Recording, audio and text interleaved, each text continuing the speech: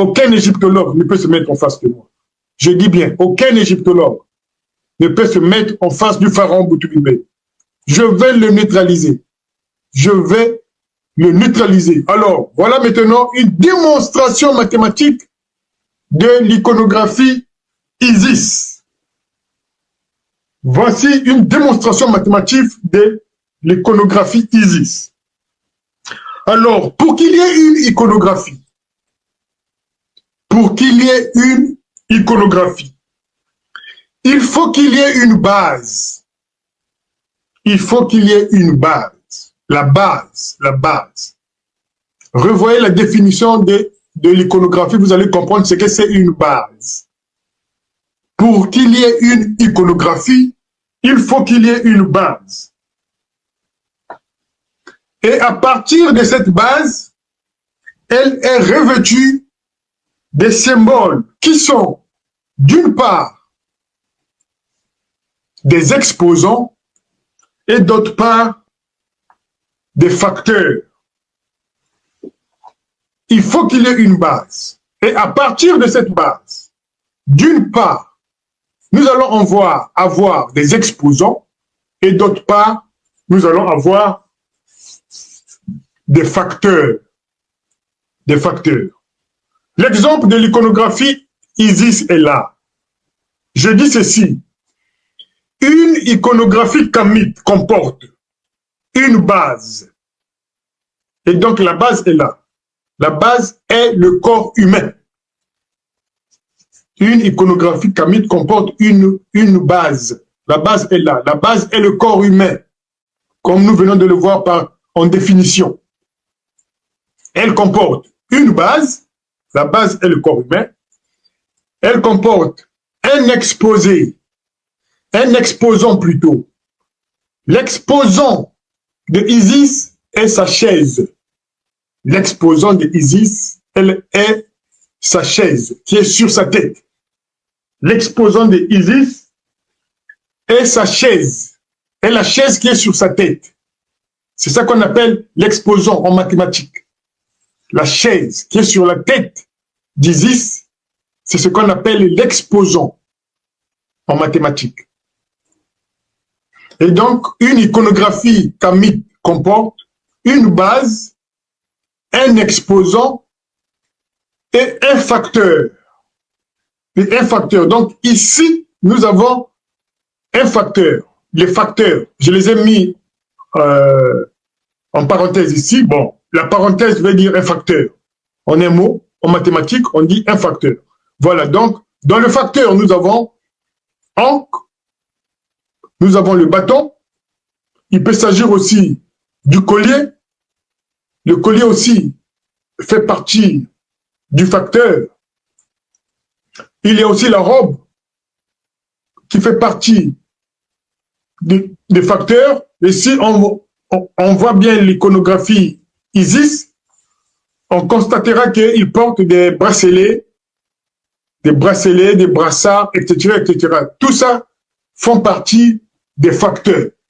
Voilà donc est posée l'équation ou la formule mathématique de l'iconographie Isis.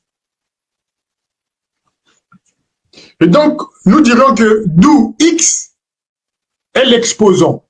X est l'exposant. X est l'exposant en mathématiques. Donc, la chaise de Isis est l'exposant.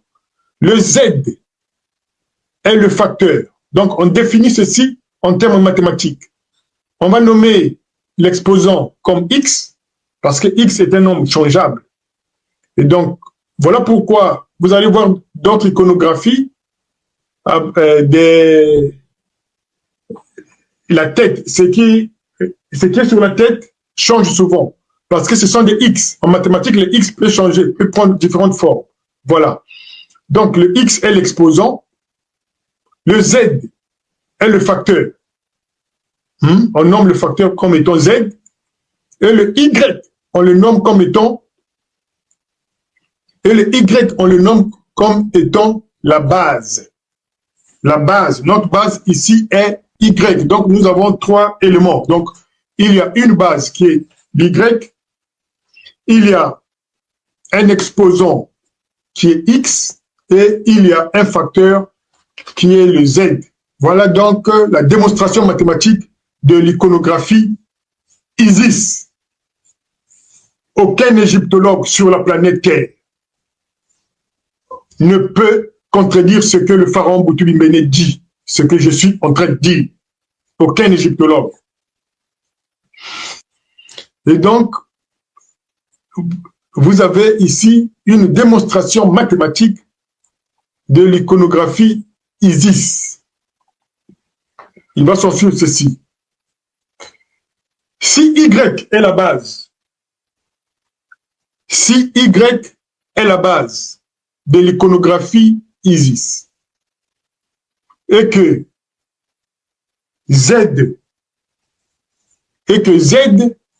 X et Z sont ces figures géométriques,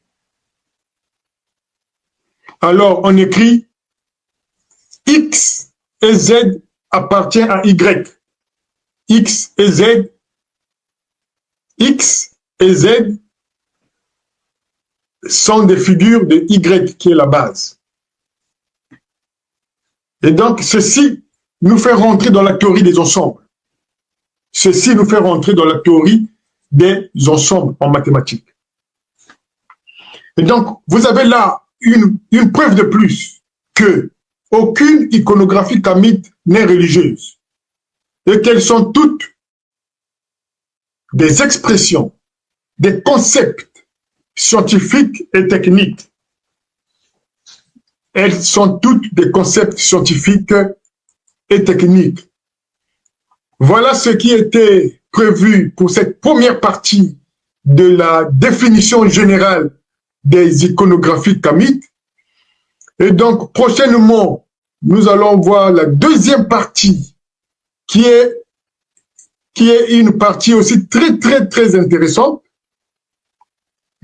et que je recommande d'ailleurs à tous les kamites d'être connectés pour suivre la deuxième partie. Ça sera la semaine prochaine où on va suivre la deuxième partie de la définition générale des iconographies kamites.